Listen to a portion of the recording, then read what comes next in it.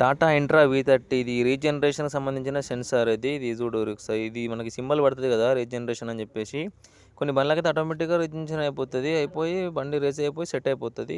ఇది మనం నొక్కి పట్టుకుంటాం కదా, ఇట్లా గట్టిగా ప్రెస్ చేసి పట్టుకుంటే ఒక 5 సెకండ్స్ సెట్ అయిపోతుంది. అది నొక్కి పట్టుకున్నాక కూడా మనకు కావట్లేదు అంటే మనమైతే ఈ సెన్సార్ ఇందాక మీకు చూపించిన కదా, ఇప్పుడు చూపిస్తుంది చూడండి. ఈ సెన్సార్ అయితే ఇట్లా జామ్ అయిపోయింది, మొత్తం పొల్యూషన్ పట్టుకొని నల్లగా అయిపోయింది అన్నట్టు.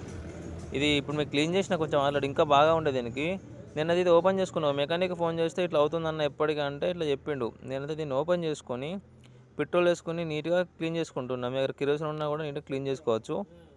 నీట్గా అయితే క్లీన్ చేసుకొని అయితే మనం ఫిట్ చేసుకోవాలి. చూడు ఇప్పుడు ఎట్లా అయిపోతుందో. ఇది ఇట్లా బ్లాక్ అయినప్పుడే మనకు ఆ రీజనరేషన్ ఆ సింబల్ అయితే పడుతుంది. పడ్డప్పుడు మనం బటన్ ప్రెస్ చేసి పెడతాం. అట్లా అన్నమాట. ఇది చూడు ఇప్పుడు ఎంత నీట్గా అయిపోయిందో.